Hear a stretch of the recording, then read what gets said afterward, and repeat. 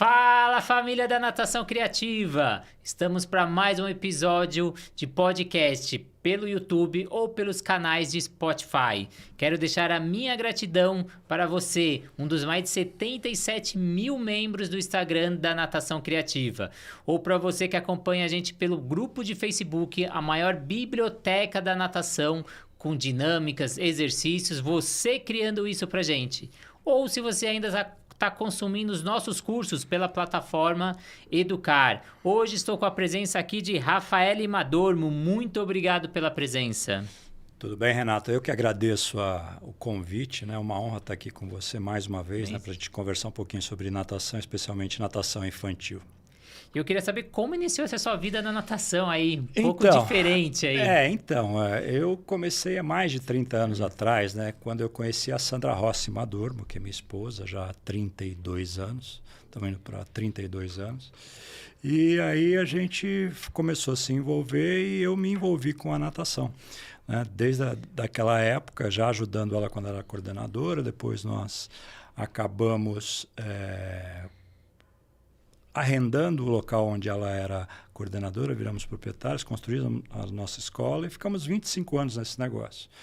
A partir daí, a minha vida virou natação infantil até hoje, né? E hoje você roda o mundo aí, né? Conhecendo o mundo da natação lá fora, trazendo as tendências. Isso acabou acontecendo porque eu fui executivo por muitos anos. Só que num determinado momento a Sandra falou, vem me ajudar aqui porque a coisa está crescendo e eu não dou conta sozinha, né? Então, na parte de gestão eu fui fazendo e a gente acabou conhecendo outros países, indo para os Estados Unidos, num primeiro momento para participar dos eventos lá, fomos para alguns mundiais e aí acabou se relacionando e hoje a gente viaja bastante para falar um pouco, para escutar um pouco. A gente faz parte de associações. Então, a natação acabou se tornando a minha vida. E recentemente você escreveu um texto, está até aqui com a gente, As Escolas de Natação em Tempo de Transformação, onde você mostra uma nova visão do século XXI para a natação. E está baseado na teoria Bunny. Você poderia detalhar o que é essa teoria? Sim, vamos lá. O Bunny, na realidade, ele é um acrônimo, né? Que seria brittle, que é frágil em inglês, aí ansioso, não linear e incompreensível. Ele veio meio que para substituir para alguns, outros para complementar o que já existia antes, que era a teoria VUCA, que foi desenvolvida pelo exército americano na década de 80. Então, o Jamais Casey, que é um antropólogo e futurista, ele achou que o VUCA já não atendia a realidade desse novo mundo e ele trabalhou em cima desse novo conceito. Ele lançou isso acho que em 2018. Aí em 2020, durante a pandemia, ele lançou um artigo para mostrar como é que a gente tem que olhar o mundo, né? Porque, na realidade, essa teoria ela mostra que o mundo é um mundo frágil, né? Hoje tudo acontece de uma hora para outra. A própria pandemia mostrou isso. No momento está de um jeito, no dia seguinte você modificou tudo. Então, essa fragilidade gerou conceitualmente aquilo que as pessoas dizem, as doenças mentais, né? Então, por isso que é o ansioso. Nós vivemos num mundo ansioso hoje, né? Já era um mundo antes da pandemia, já vinha com isso, tanto que as doenças mentais são consideradas as doenças do século XXI, né? E em seguida a gente está falando do não linear, né? A questão do não linear significa que o mundo antigamente é um termo meio estranho, né? O mundo há um tempo atrás, você vai ficando idoso, você começa a falar essas coisas assim, mas tudo bem. O mundo era uma coisa assim muito mais 2 e 2 são 4, digamos assim. Nem sempre, mas as consequências eram mais previsíveis. Hoje não é exatamente isso. Por isso que é a questão não linear, né? Aquilo que você faz não necessariamente vai dar os resultados esperados, né? E, por fim, essa coisa de você ser incompreensível significa que a gente está vivendo um mundo hoje que é um mundo em que a gente tem muito dado, a gente fala de algoritmo, a gente fala de um monte de coisa que a gente não sabe exatamente o que é, mas que a gente vive com eles. E a questão dos dados, né? Hoje, você tem muita informação o tempo todo e é complexo você lidar com isso. Até a gente que, como gestor, quem é gestor de uma escola de natação, por exemplo, ele lá tem os seus programas que ele compra para poder gerir o seu negócio. E ele tem um monte de dados lá. E se não souber escolher esses dados, ele acaba se atrapalhando. Ou seja, os dados acabam, se não forem bem escolhidos, analisados, eles acabam até atrapalhando. Então, o excesso de informação, que é uma realidade do mundo hoje, acaba sendo um problema que acaba tornando o mundo até um pouco mais incompreensível, que é um paradoxo, né? Você tem muita informação, mas, ao mesmo tempo, ela acaba te gerando mais problemas. Que antes, na era da informação, quem tinha essa informação era quem tinha o poder. Hoje é quem utiliza essa informação. Então, você exatamente. Quem sabe utilizar, Exato. quem sabe escolher os KPIs, aí, os indicadores corretos, né? Porque não adianta você ter 3.000 indicadores se eles vão acabar te atrapalhando nas decisões. Ou consumindo seu tempo hoje em dia. Exatamente. O atrapalhar está nesse sentido, medida, porque né? você precisa ser muito objetivo no que você faz, né? E você falou do mundo de antigamente, vamos falar do mundo de hoje, né? Esse novo século que a gente precisa de mudanças rápidas e eficientes. Exato. A tecnologia vem com força propulsora para essas mudanças. E como você enxerga isso no setor aquático? No treinamento, a gente vê muito a tecnologia sendo usada. Mas e na formação ali da natação? Então, a gente tem que entender um pouco como é que é o nosso setor, né? Falando aqui do Brasil e também no mundo, né? A gente acompanha e não é tão diferente assim. Nós somos um setor em que as empresas são longevas. Tem 10, 15, 20, 25, 30, 35, 40 e já tem escola no Brasil chegando a 50 anos. De famílias tradicionais. Então, em função desse sucesso, que é muito interessante, às vezes fica difícil você modificar o que você faz, assumir novos comportamentos. Então, nosso setor ele é muito tradicional. E isso é um complicador. Ele é bom por um lado, mas ele pode ser muito complicador e por isso que a gente acaba não adotando tecnologias, a gente tem um pouco mais de dificuldade, nós estamos alguns passos atrás, mesmo com relação ao fitness. Se você comparar o fitness, eu estou falando mais especificamente de escolas de natação agora, na sua gestão elas ainda têm que evoluir, só que vão ter que acelerar isso bastante, porque o mundo está muito rápido. O que a gente tinha tempo no passado, não vamos falar antigamente, no passado a gente tinha algum tempo, agora esse tempo diminuiu assim exponencialmente. E os estudos mostram que o que não tiver na palma da sua mão no celular nos próximos 5 anos vai morrer. E a gente vê a corrida, a musculação, a ginástica, como você disse, trazendo essa tecnologia para a borda da piscina. Eu fui um dos criadores de um aplicativo de natação, a Swim Track, e a gente tem uma barreira de entrada aí. E queria que você visse quem é essa barreira de entrada. É o coordenador, é o professor? Porque o professor adora ficar nas redes sociais, ele usa o celular, mas para o trabalho você vê que ele tem aquela resistência ali. Então, eu acho que a tecnologia ela tem que ser suporte para tudo.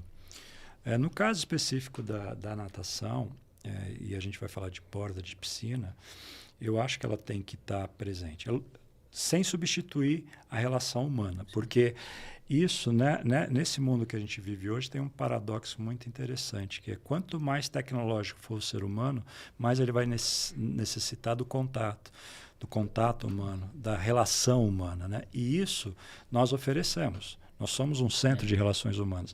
Porém, o que você me perguntou com relação à adoção disso no dia a dia pelos professores, nas aulas, eu acho que tem pouco a ver com aquela coisa de você ter medo do novo, ter medo de adotar coisas, ter medo ou, às vezes, algum sentido de, poxa, eu não vou me dedicar a isso, aí o próprio dono, proprietário, coordenador também não se interessa. Está dando certo desse jeito, para que eu vou mudar? Só que hoje em dia não tem mais essa.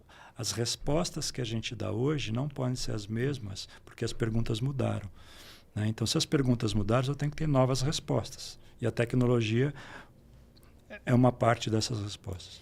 E falando da tecnologia, falando do professor, nessa transformação e nesse contato humano e ainda da técnica que a gente tem que aplicar nas aulas.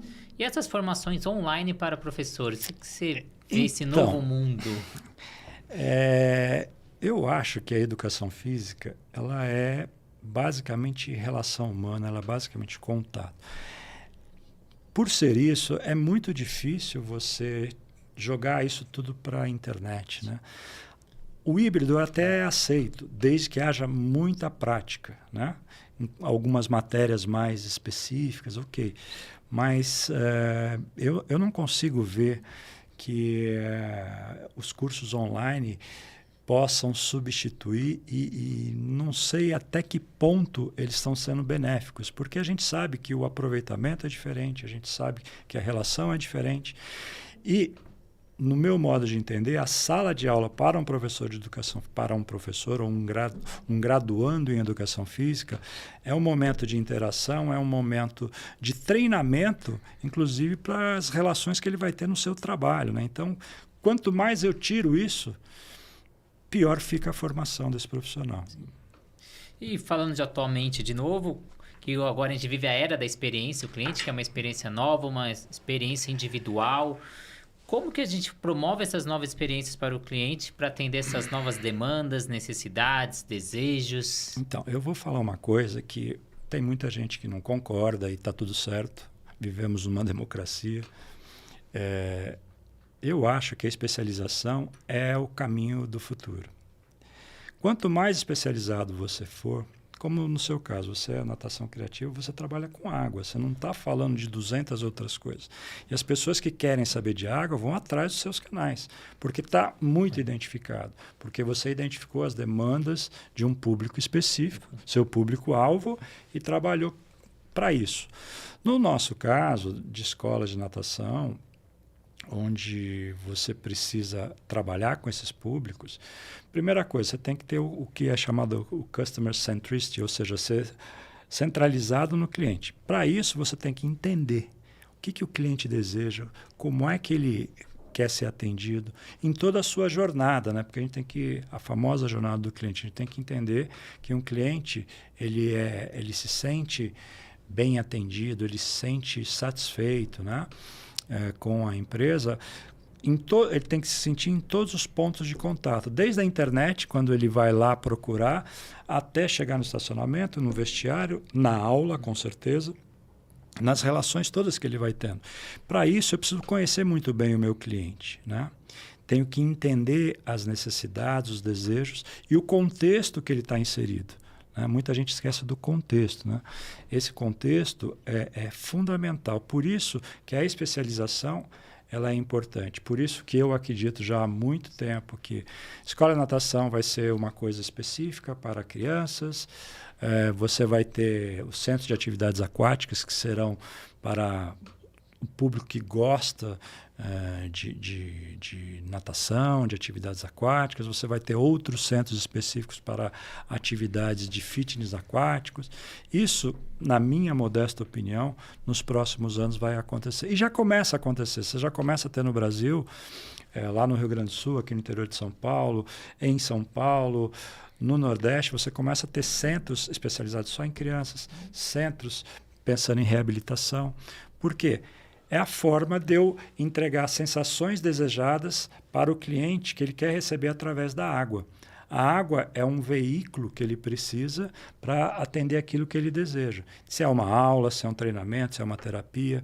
Então, como é que, por exemplo, eu tendo uma piscina, para que público, qual é o aquecimento que eu vou dar? 27 graus para o cara que vai treinar, ou 32 para o bebê, ou 34 para a terapia, ou 20 ou 30 para a natação infantil. Então, como é que eu vou fazer isso se eu não tenho uma especialização, né? Então, até vestiário, como é que eu trabalho o vestiário, mais para adulto, mais para criança. É por isso que eu acredito que a especialização é a chave para esse processo. E eu que venho do mundo da criatividade, a criatividade é você ir além da sua parte técnica, você ver outras áreas, porque ali você vai ter outros insights, você vai trazer para a sua área. E nesse texto você fala sobre um insight que é a ação sustentável. Sim. Então, o bom de você ver outras áreas é que você tem uma bola de cristal do que vai vir. Então, quando eu iniciei 7 anos atrás falando de criatividade, ninguém falava disso na educação física. E era uma das 10 habilidades que falava que era a nova habilidade do novo século. E eu trago isso para a educação física, hoje já está massificado. E eu queria que você falasse dessas ações sustentáveis. O que vai ser daqui para frente e como as academias precisam se adaptar a isso? O ESG, né, que a gente escuta bastante, tem escutado muito no mundo todo, isso ainda está chegando agora no nosso mundo. Ele surgiu já na década de 90, mas ele tomou um grande impulso em 2004, quando um grupo das Nações Unidas, mais o Banco Mundial, se reuniram e criaram lá esse conceito ESG, que na realidade seria o E de environmental, que seria o meio ambiente, o social e a governança. Ele surgiu para criar o conceito de sustentabilidade, mas não só do ponto de vista do meio ambiente em si. Ele incluiu a questão social e a questão da governança.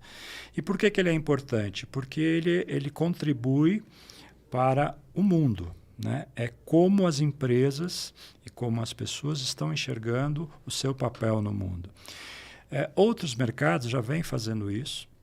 Isso cresceu muito nos últimos anos e no nosso segmento isso vai ser realidade. E é gozado que as pessoas acham que isso é uma coisa muito distante. Não é. Muitas escolas já fazem até algumas ações. O que ela precisa é se organizar para isso. Até porque, se a gente for pensar na questão do ESG, você tem já nos Estados Unidos a primeira escola de natação em Miami, agora em setembro, da Miriam Oka, uma amiga que a gente tem lá, que tem 5 unidades lá da Oka Aquatics, que ela conseguiu um certificado, a certificação B Corp, que é uma certificação de um grau muito elevado para empresas que trabalham isso. E como é que a gente trabalha isso? Vamos trazer isso para o ponto de vista do dia a dia. Poxa, do ponto de vista do meio ambiente, a gente tem que se preocupar com a qualidade da água, a preservação da água, o reuso, né? Nós somos grandes consumidores, né? Nos chuveiros se gasta muita água, né? Isso até tem um outro lado bom para a gente, porque para quem gerencia o negócio, porque você está economizando. Porém, não é só isso. É você fazer ações que levem para a melhora do mundo. Do ponto de vista social, é como você interfere na sua comunidade. Está aí uma coisa que é a obrigação de todo dono, de todo profissional que atua com água, que é a questão do mês da segurança aquática. A gente tem que falar de segurança aquática. Por quê? Porque nós vivemos da água. E a gente sabe que o afogamento é um dos principais problemas que a gente tem no mundo e no Brasil. Então, fazer campanhas faz parte de um comportamento ESG, é você estar se integrando à sociedade. Outra coisa na questão social, como é que a gente faz a inclusão? Como é que a gente trabalha as crianças ou os adultos com deficiência? Né? E todas as deficiências aqui, eu não estou falando, eu estou falando mentais, estou falando se alguma pessoa é cega, se alguma pessoa tem problema de audição. A gente tem que pensar nisso, como é que a gente atua para incluir essas pessoas, como é que elas podem estar. E hoje a gente sabe que as escolas estão recebendo um número gigantesco de crianças com transtornos diferentes, um autismo, e tudo isso a gente precisa se preparar para isso. E isso, se você fizer, você já está tendo um comportamento que você está ajudando a comunidade, porque nosso papel é esse. Nosso papel como empresa, como profissional, é devolver para a sociedade aquilo que a gente recebe. Né? E, por fim, na parte da governança, a gente tem que ter muita transparência. Transparência com os clientes, transparência com os funcionários, fazer de uma maneira em que o nosso negócio seja percebido como um local sério, um local que ajuda a comunidade. Então, este pensamento... por que ele é fundamental? Eu estou me estendendo um pouco na resposta, porque eu acredito que esse é o que vai acontecer para frente mesmo. Porque as novas gerações, elas já vêm com um chip diferente. A programação é diferente delas. Você pega quem tem menos de 40 anos, e você está nessa faixa, eu já passei bem, é quem está... É o pensamento que domina o mundo, né? Eu costumo brincar que quem tem mais de 40 anos é um visitante nesse mundo. Porque aquilo que a gente pensa não necessariamente já está servindo mais. Lógico, a gente faz muita coisa, tal, mas o pensamento que está crescendo, que vai dominar o mundo, é o pensamento que está vindo com as novas gerações. Então, hoje, uma criança ela tem comportamentos com relação à preservação muito diferentes do que a gente tinha, do que eu tinha, né? Os pais hoje são muito mais conectados à internet, né? Porque eles estão na faixa até os seus 40 anos, a maioria. Então, são comportamentos totalmente diferentes. E nós, aqueles gestores que têm mais idade, têm que prestar atenção nisso. A minha cabeça não é mais a do meu cliente. Por isso que eu tenho que ter o foco em entender e estar centrado no cliente para entender as necessidades deles. E esses clientes que estão vindo, essas novas gerações, e a que vai chegar mais fortemente nos próximos anos, eles vêm com uma cabeça de que eles vão recompensar as empresas que pensam como ele, que preservam a natureza. Então, a forma dele recompensar é comprando dessa empresa, participando dos programas dessa empresa. E aqueles que não estiverem dentro disso vão estar fora. Então, de alguma maneira, o comportamento ESG ele é bom para o mundo, mas ele é necessário para a sobrevivência da empresa. Eu brinco que você fala dessas mudanças de gerações. Eu falo que mais ou menos a sua geração são os extraterrestres. Vocês entraram num mundo digital que vocês não conheciam, então vocês caem de paraquedas num mundo desconhecido. A minha geração são os imigrantes digitais, que a gente até que conhecia um pouco, vem para uma outra terra aqui e começa a se adaptar. E tem os nativos digitais, que aí são minhas filhas, que aí é o dia a dia deles. Eles sabem utilizar isso e prezam por quem usa, né? E você falou sobre o mês da segurança aquática, que eu acho fundamental. A gente vai iniciar o mês de novembro. A Natação Criativa apoia o mês da segurança aquática. Eu queria que você comentasse o que é o mês de segurança aquática. Quem quiser aderir a esse programa, que o site do INAT tem os materiais, assim como a Natação Criativa também libera esses materiais com auxílio, até com autorização de vocês. Queria que vocês falassem um pouco desse mês de segurança, que é fundamental. O mês de segurança aquática ele surgiu em 2012. Mas por que ele... Se eu tiver um tempo, eu vou contar um pouco a história, Pode. que é o seguinte. Quando a gente começou a viajar para o exterior em 2007, a gente se associou à Associação de Escolas de Natação dos Estados Unidos. Desde lá a gente vai todo ano. E a gente viu, eu e a Sandra já tinha ido a uns 2 congressos mundiais, mas eu estava indo... Era novato nisso, a gente começou a ver, visitamos escolas, fomos no congresso, na conferência da associação, fomos num congresso mundial, e aí o que a gente viu diferente? A natação infantil do Brasil, ela é muito boa. Na média, ela é até acima do que a média da maioria dos países. E os nossos melhores trabalhos são top no mundo. Isso reconhecido, inclusive, hoje lá fora. O que a gente viu diferente? A gente viu que a questão da segurança aquática, principalmente para os americanos, para os anglo-saxões em geral, americanos, ingleses, australianos, era uma coisa muito forte. E aqui a gente já fazia alguma coisa no nosso programa, mas era uma aula aqui, outra lá. Eu sou da época que eu escutei isso, eu escutei de um dono de escola de natação. Quando perguntei alguma coisa, ele falou, não, a gente não fala em afogamento aqui, que isso é contra o negócio. Não, e era isso, eu estou falando no final dos anos 80, né? Era um pensamento. Não vou falar porque isso vai afastar meus clientes. É o contrário, né? A maioria dos pais coloca as crianças exatamente para que elas aprendam a se defender na água, a nadar. Os menorzinhos vão aprender depois dos 3 anos, talvez, mas é que ela tenha comportamentos, né, adequados na água, que não se jogue e tudo isso. Quando a gente viu isso, a gente falou, nós temos que começar a falar. No primeiro congresso, que foi em 2008, a gente já falou de segurança aquática. Aí em 2010 levamos o Dr. Davi Spilman, depois ele levou, acho que em 2012 foi de novo. A gente começou a fazer isso. Só que a gente não tinha... A gente tinha vários, ou alguns, escolas que faziam um trabalho. Um aqui, lá em São Luís do Maranhão fazia, no Rio de Janeiro alguém fazia, aqui em São Paulo um ou outro fazia. Bom, nós precisamos fazer alguma coisa. Aí em 2011 a gente descobriu que existia a maior aula de natação do mundo. E a gente trouxe para o Brasil. Só que a maior aula ela acontece em junho, numa época que é favorável para o mercado americano, os mercados do norte, onde o verão está acontecendo. É as vésperas do verão. Aí a gente meio que entender o processo. Eu já sabia que existia esse mês, já estava estudando isso. Aí fui conversar, a gente tem um parceiro que é Stop Drowning Now, que é americana, que na época era a Safer Tree.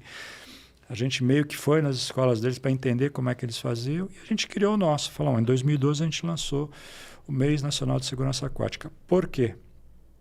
Porque é um movimento que pretende reunir todo mundo que trabalha com água para falar um mês inteiro sobre segurança aquática. Mas não é só nesse mês, e é isso que a gente deixa, até a gente soltou o material novamente, agora explicando o porquê. O mês de segurança aquática tem que servir meio que como conclusão do ano. Você já trabalhou o ano inteiro, você já foi falando, dá para fazer, porque trabalhar segurança aquática é uma coisa que as pessoas precisam entender. Não é só você trabalhar na água, são conceitos, você tem que falar, você tem que dizer para a criança os comportamentos que ela tem que ter, você tem que ensinar a criança ou o adulto sobre as bandeiras da praia, você tem que falar sobre as placas, você tem que falar que ela não pode se jogar na água. Isso é um trabalho diário. Se você todo dia der uma pílulazinha na sua aula antes de começar a falar alguma coisa, você está trabalhando segurança aquática. Lógico, aí você vai ter aulas específicas, de tempos em tempos, né? Mas no mês é uma conclusão de trabalho. Por que a gente faz um mês inteiro? Porque no mês inteiro as escolas podem se adaptar à sua realidade. Ela pode fazer uma semana esse trabalho, pode fazer no outro. Só que a gente vai tendo o mês inteiro falando. E principalmente porque para a grande mídia isso é fundamental. Então o mês de segurança aquática é um evento que felizmente hoje não pertence mais ao INAT, ele é um evento do Brasil, já virou lei aqui na cidade de São Paulo, é oficial. Tem um projeto no Congresso Nacional que, se Deus quiser, já está na última comissão, vai aprovar como sendo uma data oficial do país, né? Então, é só participar aí no site do INAT, como você já falou, fazer as suas ações. E hoje já está muito mais disseminado. A própria Sobrasa também tem o trabalho deles, que é a Semana Latino-Americana, que é uma semana e tal. Para a gente, tudo que vier para falar de segurança aquática, que ajude na preservação de vidas, está valendo. E só para ilustrar o que você falou que o pai busca a sobrevivência aquática. O nosso episódio anterior de podcast foi com o Thiago aqui no Paçoca. Ele falou que ele fez um estudo com 1.000 famílias e o principal motivo que o pai leva a criança para a natação era a busca dessa sobrevivência aquática. A Natação Criativa também tem um podcast com guarda-vidas explicando as bandeiras, o mar, explicando a importância dessa prevenção aquática. Então, para quem quiser acompanhar, assista nossos episódios anteriores.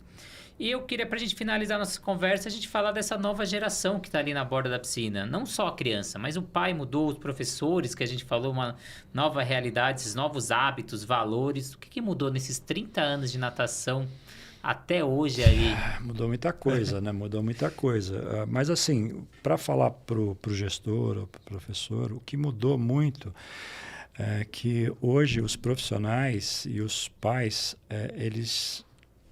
o tempo é diferente para eles, né? Então, aquela coisa de você desenvolver a sua carreira num local, ela já não existe mais, né? Os professores buscam outras coisas e está tudo certo, não tem problema. Mas antigamente, a palavra antigamente volta bastante, mas no passado você tinha uma determinada fidelidade tanto do aluno como dos pais, como do aluno como dos profissionais. Eles ficavam mais tempo, eles tinham mais aquela coisa de ter essa relação mais longa, que é uma característica do que está acontecendo. Isso são estudos que mostram, né, que eu esqueci o nome da universidade agora, mas o estudo diz o seguinte, que é uma universidade americana, em que os jovens de hoje eles vão ter pelo menos 15 empregos e 5 carreiras diferentes. Né? E isso está acontecendo bastante. Né? Antigamente, ou no passado, isso era bem diverso do que está acontecendo agora. Então, isso é uma coisa que mudou. A outra coisa é o acesso à informação. No nosso tempo lá atrás, para você ter um congresso, para você ter esse tipo de coisa que hoje a pessoa chega na internet, ela vai na natação criativa, ela consegue ver muita coisa. Né? O que falta, às vezes, no nosso mercado, nesse aspecto, só fazendo um parênteses, é um pouco de curadoria. Né? Tem muita porcaria também. Né? Muita coisa sendo colocada. Não é porque está num livro específico que você tem que buscar uma fonte adequada, uma referência adequada na internet ou nos livros, né? Porque hoje ficou muito fácil, qualquer um produz conteúdo. E está tudo certo, desde que tenha um mínimo, né, de referência, que seja sério. Hoje tem muito copia e cola, né, que as pessoas fazem isso, e você deve sofrer bastante com isso também, a gente sofre bastante. Mas tudo bem, só que o importante que eu vejo hoje até para os profissionais e para as empresas, os gestores, é que eles tenham consciência que o mundo está mudando muito rápido, que independente disso a gente precisa estudar. Sim. A gente precisa estudar porque o teu conhecimento de ontem não vale mais hoje.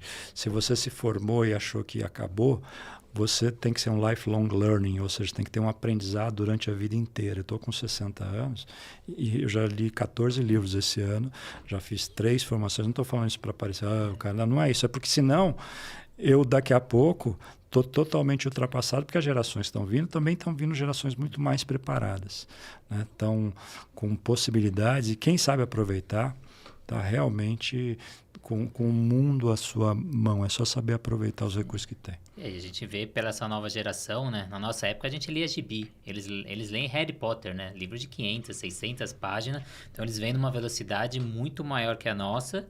E quem não se profissionalizou não conseguiu superar essa crise que passou, acho que foi a maior crise da natação.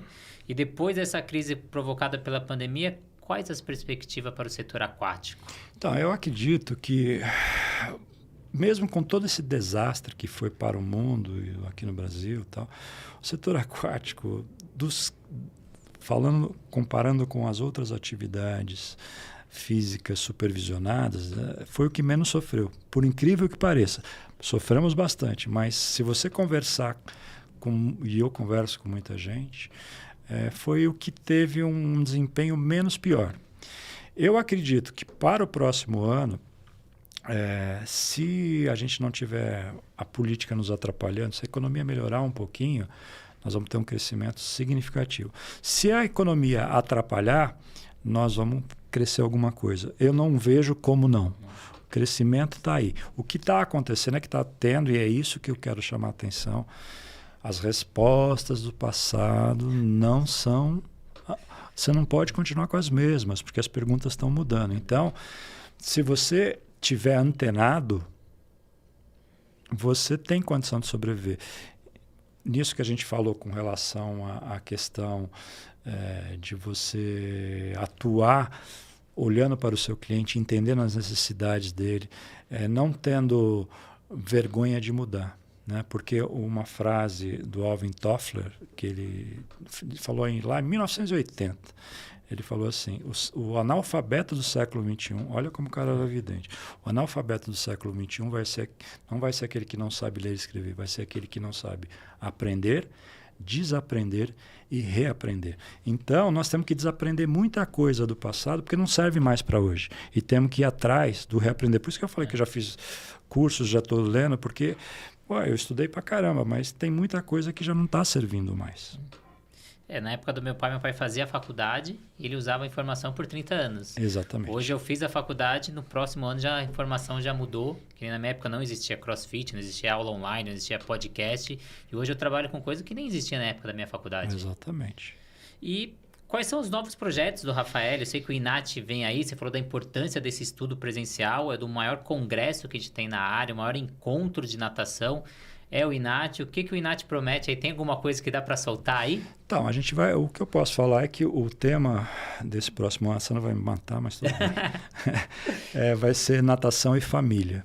A gente percebeu que o que é família hoje, isso tem as transformações, como isso está afetando nas aulas de natação. Então, basicamente, a gente vai falar sobre isso.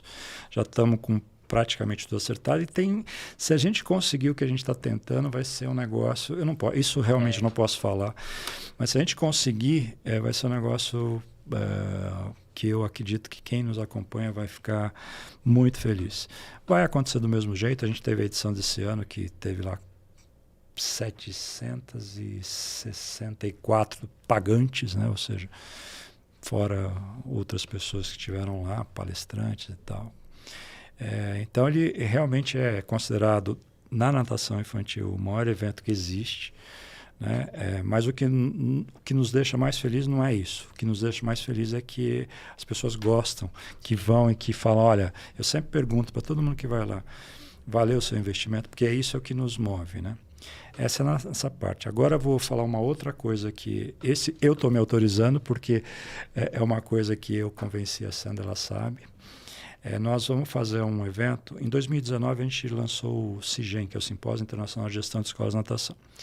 Mas que esse ano eu não fiz, a gente não sabia como é que ia ser o negócio. Mas o ano que vem a gente vai fazer, não o CIGEM. O CIGEM vai ficar de lado por um pouquinho, porque eu estou trazendo um outro projeto, que é um projeto que tem um ar internacional, por outras coisas que a gente tem para o futuro, que era para 2024, a gente está trazendo para 2023, que vai acontecer por um dia, na sexta-feira do Congresso, ou seja, o Congresso é 31 de março, 1 e 2 de abril. Então, este evento que chama S4 vai acontecer no dia 31 de março. É um evento de um dia inteiro para os gestores. Por que S4? Que é Swim School Strategic Summit. Ou seja, nós estamos trazendo um evento que pretende só falar de estratégia para esse mercado.